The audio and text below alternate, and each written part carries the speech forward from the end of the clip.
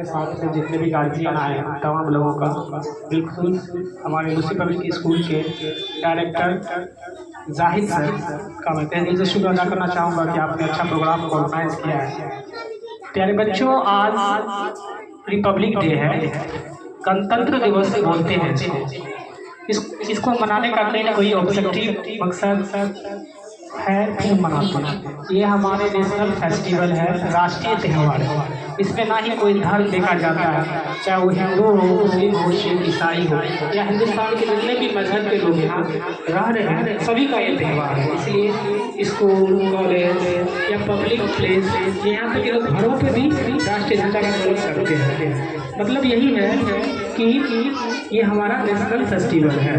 प्यारे बच्चों, गौर से सुनना हमारी बातों को। आज 2-3 बात आपको मैं बताने जा रहा हूँ कि ये त्यौहार आखिर क्यों मनाया जाता है। ये नेशनल फेस्टिवल तो है, रिपब्लिक डे है। इससे पहले इंडिपेंडेंस डे मनाए थे हम लोग अपने स्कूल में।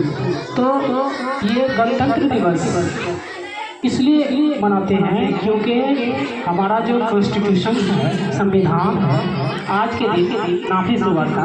आज के दिन से ही मतलब उसके पूरे हिंदुस्तान में लागू किया गया था। 26 जनवरी 1950 ईस्वी को हमारा जो कॉन्स्टिट्यूशन है, जो संविधान है, वो लागू हुआ। इसको बनने में पता है कितना टाइम लगा था? 2 साल 11 महीना 18 दिन लगा था। यानी एक किताबी शक्ल इसको देने में 2 साल 11 महीना 18 दिन लगा। समझ सकते हो कि 2 साल 11 महीना 18 दिन में आप लोग क्लास में रहते होंगे, तो 1 साल के बाद आपका क्लास चेंज हो जाता है। यानी 2 साल क्लास में होंगे, LKG UKG, फिर इसी तरह काफ़ी टाइम लगा था इसको बनने में। संविधान को बनाने में ऐसा नहीं कि आसानी से बन गया। तकरीबन 60 कंट्री, लगभग 60 कंट्री, 60 देशों का संविधान का स्टडी किया गया था। उनमें से अच्छी चीज़ों को अपने संविधान में रखा गया और तकरीबन उस 60 देशों से 10 देश को सिलेक्ट किया गया, जिसमें से किसी से फंडामेंटल राइट्स लिया गया, किसी से फंडामेंटल ड्यूटीज लिया गया, किसी को राष्ट्रपति का अधिकार लिया गया, किसी से नागरिक का सुरक्षा के बारे में लिया गया। ये तमाम सारी चीज़ें अलग अलग देशों से लिया गया और हमारे जो यहाँ के जो बहुत बुद्धिजीवी लोग थे, वो लोग इसको बनाए। तो आपको बोला जाएगा कि जो संविधान बनाने में जो सबसे अहम रोल है, उनका क्या नाम था। तो आपको ये बताना होगा कि भीमराव अम्बेडकर, बाबा साहेब भीमराव अम्बेडकर इस संविधान के किताब को किताबी शक्ल दिया। आपको 2 चीज़ समझना होगा। आज के इस प्रोग्राम से घर लेके जाना होगा मैसेज कि ये हमारा जो संविधान है, इसकी हिफाजत करेंगे, इसके बारे में हम जानेंगे। आप कब जानेंगे? स्कूल में जानेंगे, अपने पेरेंट्स से जानेंगे या अपने बड़ों से जानेंगे कि संविधान क्या होता है, हमारा राइट क्या होता है, हमारा अधिकार क्या है, हमारा ड्यूटीज क्या है, हमारा कर्तव्य क्या है। संविधान में 2 चीज़ पर बहुत ज़्यादा फोकस किया है। पहला फंडामेंटल राइट्स, दूसरा फंडामेंटल ड्यूटीज। ये 2 चीज़ को बताकर हम अपनी बातों को खत्म करेंगे।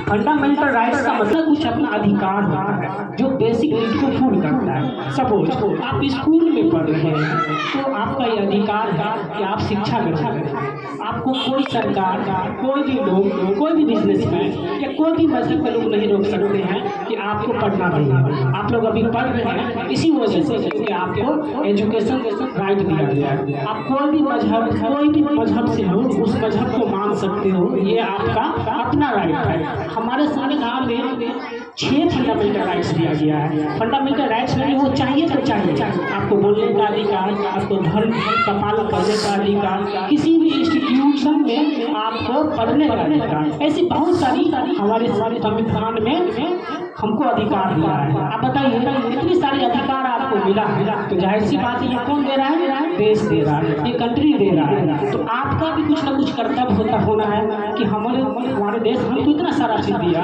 तो हम भी कुछ देश को दें। तो आप जो देते हैं ना, उसी को हम बोलते हैं फंडामेंटल ड्यूटीज, यानी आपका कर्तव्य। अब ये कर्तव्य क्या होता है?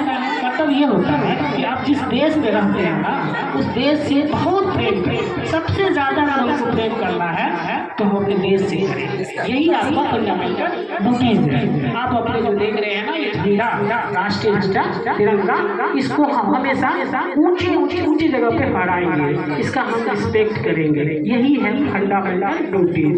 जो एनवायरमेंट है ना, पर्यावरण, जैसे पेड़ है, पौधा है, जानवर है, ये सब हम लोग नहीं मारेंगे, बल्कि उनको सुरक्षित देंगे, सुरक्षा देंगे, उनको बचाएंगे, क्योंकि ये हमारे एनवायरमेंट की खूबसूरती है।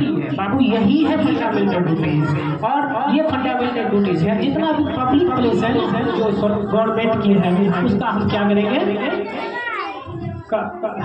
जो भी पब्लिक प्लेस पे जो भी हमारा सामान, जैसे आप लोग स्कूल में आए हो तो बेंच है, डेस्क है, या इसी तरह ब्लॉक पे जाते हो या सरकारी कोई भी इसी जगह जाते हो, तो उसकी हम रक्षा करेंगे। हमारे संविधान में 11 फंडामेंटल ड्यूटीज दिया गया है। एक एक कर बताएंगे कभी क्लास में, क्योंकि वक्त कम है। तो आप लोग फंडामेंटल राइट्स, फंडामेंटल ड्यूटीज के बारे में कुछ जरूर समझे होंगे। आप लोग बस यही है कि आप लोग अपने देश से सम्मान करें, देश को सम्मान करें, प्यार करें, और जो आपका फंडामेंटल राइट्स है वो लो, और जो फंडामेंटल ड्यूटीज है उसको तो यही आज का हमारा मैसेज है। Thank you.